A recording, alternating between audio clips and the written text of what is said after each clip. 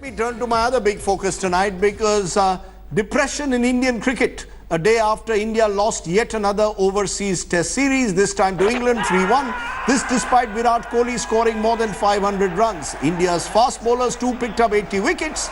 So what exactly went wrong for Team India in England? That's the question I want to raise tonight. Joining me now is the legend of Indian cricket, Sunil Gavaskar, now joins me from London. Appreciate your joining us, Mr. Gavaskar, even as we play shots of Ravi Shastri, the coach who along with Captain Virat Kohli finds himself under the scanner. Would it be fair, Mr. Gavaskar, to say that this is a glorious opportunity to defeat England in England that we clearly missed? Or was it simply that in the end, India was not good enough? Yes, I think it was disappointing to lose the test, and with it the series. The opportunity to win the series was there after India won the third test match. All of us felt that this test is the one where they'll be able to gain from that victory in the third test, win this test match as well, and they'd done brilliantly. Where on day one, after England won the toss, they restricted England to 246. That was terrific. Then they went and took a lead. So clearly, yes, I think everybody was hopeful that India will be able to go on and win this test match, and we would be in for a fantastic finale in the final test match at the Oval. But that didn't quite happen because while the bowlers did their bit, I think the batsmen just weren't able to raise the level of their game to what was required to win this test match. You mentioned the batsmen were not good enough to raise their game in this test match. Is that the difference between the two sides, the English lower order batting versus the Indian lower order batting? That after number 5, India simply didn't have this time a test quality batsman to handle overseas conditions, with Hardik Pandya coming in at number 6.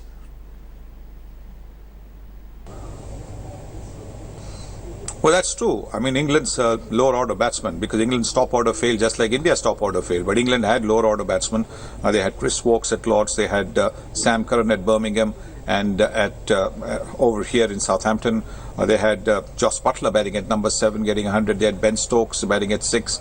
So yes, I think they had guys down the order who made the contribution, who took their team to a total which was a respectable total.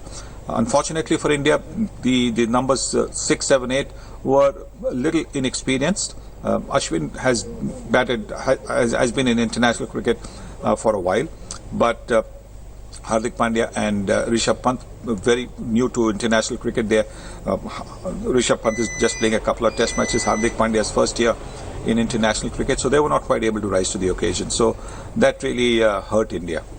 Let's get more direct though. Did the team actually get its selection badly wrong? Even in this test match, not picking Ravindra Jadeja on a drying wicket, going instead with Hardik Pandya. Do you believe, or going with 3 fast bowlers, do you believe that the team selection in every test match left much to be desired? Well, when everybody saw the wicket on day one, it looked like a very good pitch. It looked like a very dry pitch and good-looking pitch, according to all those who went there and saw the pitch from close quarters. So on a good-looking pitch, perhaps I think what you could have done was with an extra spinner, because you had 3 seam bowlers, and then if you had 2 spinners, maybe it could have been a completely different situation. But this is what we can always say with the benefit of hindsight. But the fact is that Virat doesn't seem to have the same kind of confidence in Hardik Pandya. He has him in the team, but doesn't give him bowling. In the first innings, he wasn't brought in to bowl till 60, 65 overs he bowled. Even in the second innings, he hardly got to bowl. And then if he's going to bat at number 7 or 8, in the second innings he batted at 6, but if he's going to bat down at 7 or 8, then he's neither here nor there. So clearly I think he needs to be told what his role is, and that he and therefore he can try and live up to the role. But he's got potential. Let's make no mistake about it. Sir, I'll come back. I'll come back to the Hardik question in a moment. But you mentioned Virat Kohli, and I want to speak about his captaincy also later. But let's look at what many believe was the reason we lost this test. Ravi Ashwin outbowled by Moeen Ali. The English batsmen seemed to handle spin better than we did. Did that surprise you?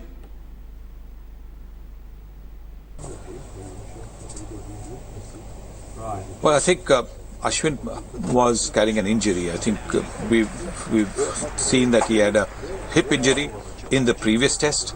Then during this test match, he developed a groin injury, and which meant that the kind of zip that he was able to impart wasn't quite there, simply because he wasn't quite able to pivot that is required for delivering the spin and the pace and the nip of the pitch that spinners require. We did a little bit of analysis on the television earlier on with the host broadcaster, where we saw that in the first test, where he bowled superbly and got all those wickets, his leg was coming quite high, and therefore when he brought it down, the front leg at a delivery, when he brought it down, he could get that little power in his deliveries. Here, that wasn't quite happening because of the fact that he was hampered by injury, and therefore that zip was missing.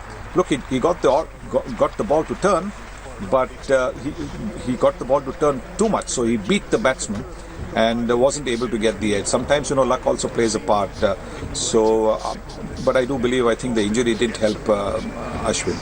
The other key part, of course, was our fast bowlers. Mr. Gavaskar did a terrific job all through the series, but our opening batsmen couldn't get going. They were dying for a Sunil Gavaskar somewhere there. Now, that doesn't happen every day, but is it partly because we have just chopped and changed the opening pair too often, or is it because the openers simply lack the technique for seaming conditions in England?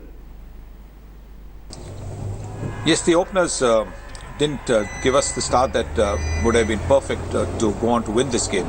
Because even if they had given a start like they did in Trent where they got 60-60, a start of 60 plus in both the innings, then India would have been able to achieve the target. And perhaps both Shikhar Dhawan and KL Rahul need to have a look at their technique again, because both of them keep getting out in the same manner. If you keep getting out in the same manner, then there is certainly something that you need to work on. And Rahul gets, troubled by the one that comes into him. Shikhar Dhawan is all the time, flashing outside the off stump, pushing hard and getting caught behind. So those are areas which England have exploited very well. England's new ball bowlers have exploited those weaknesses, and unfortunately, apart from that Trent test, they have not been able to give us the start that is required. So they certainly have to have a lot of hard work ahead of them to get those weaknesses out of their system. But let's come to the big question, the elephant in the room. Virat Kohli, terrific tour as batsman, but question now being asked over as a captain. Does he put too much pressure on himself and the team? Is there a fear factor? Are the players unable to respond to his aggressive style of leadership? Is Virat for you as captain good enough or not? See, not being privy to what happens in the dressing room, I can't tell you what's if there is a problem at all. But as far as his batting is concerned, he's been absolutely terrific. I mean, no captain has scored 500. I mean, there have been some captains like Gary Sobers, Graham Smith, who scored over 700 runs as captains. But not too many captains have scored 500 runs in the series. But not too many captains have scored 500 runs in the series have ended up on the losing side. So clearly, a captain is only as good as his team is. Individually, he's done absolutely superbly, and unfortunately, he has not had the kind of backup that would have enabled him to win this test series. But let me be more direct. He started off brilliantly as a captain, but now overseas, first South Africa, England, these questions over his captaincy. Do you believe that in a sense, Virat Kohli needs to in some way also introspect, look at his captaincy, because better results were expected of him as a captain? Yes. When he took over the captaincy, everybody thought that it will be a completely different way, because you had MST who was calm and cool and collected, and here was somebody who was very passionate. Not that being calm and cool and collected means that you're not passionate about winning, but here was a person who had a completely different outlook and approach to the game. And everybody thought that he's going to bring a lot more, josh, a lot more energy into the team. And the early results were certainly encouraging.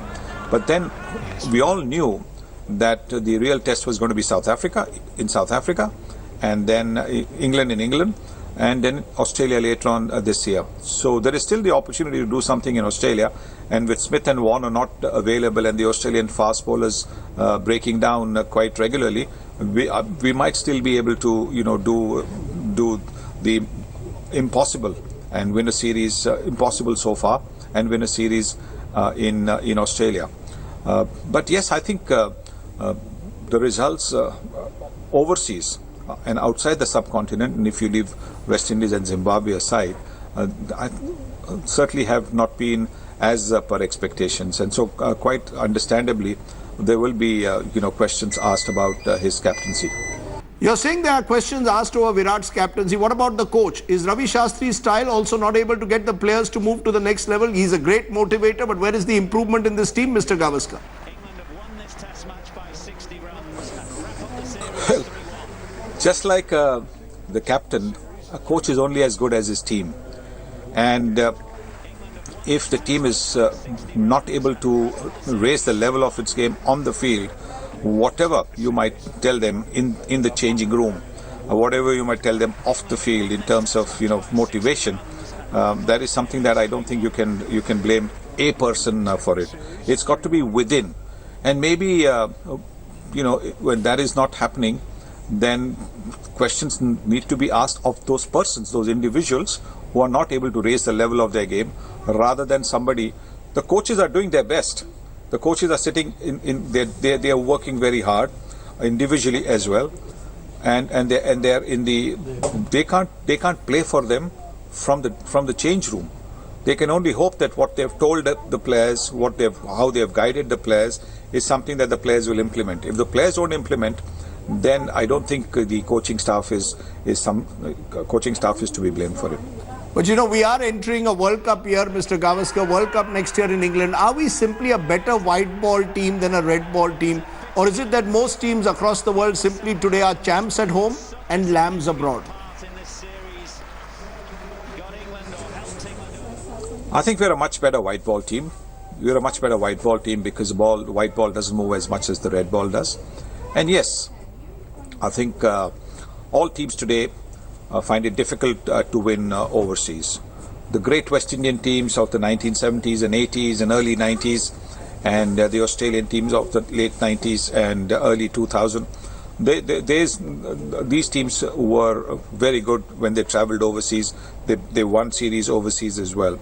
But show me how many other teams travel overseas and win consistently, win regularly. They might win the odd series, but they don't win everywhere.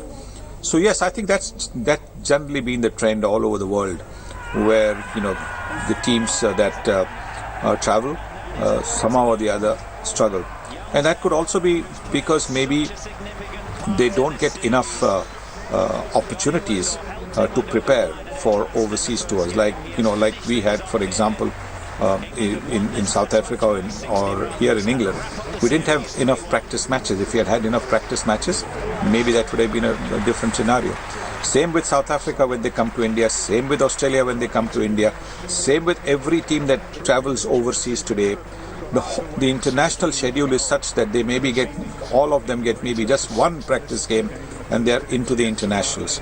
And that one is, in my view, not enough. So maybe that is an area that all teams should be looking at, to have more matches up front before they get into the tests, particularly test matches, not the white ball matches.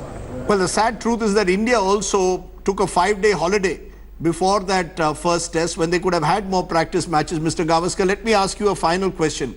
Would you make wholesale changes now in the team for the final test? Time now to try a new India, a new Indian team, the likes of a teenager like Prithvi Shaw? But certainly I think there will be a couple of changes, if not more. I'd like to see maybe Ravindra Jadeja coming in place, coming over there, and whether he comes in place of an injured Ashwin or Hardik Pandya, that is up to the team management, or whether Ashwin is fit, we don't know at the moment. There's still 3 more days to go. And of course, in the opening there might be an opportunity to blood Prithvi Shaw. And I say this because now the series is lost, and this is an ideal opportunity to try a youngster, to give him an opportunity to see how he copes up, and look to the future as well. So these are the two changes that I really look to do, because our seam bowlers have been absolutely fantastic. I would not even look at them, and certainly if Ashwin is fit, he still will be in my playing 11 for the Oval game. Sunil Gavaskar, as always, a pleasure talking to you. Nice to have you on Prime Time today, talking about what's been a very depressing weekend as India lost in cricket to England. Thanks very much for joining me there from Southampton. Thanks for watching the video. For more such news and updates, please like, share and subscribe to India Today. Also check out our other great videos from our channel. We know you will love to.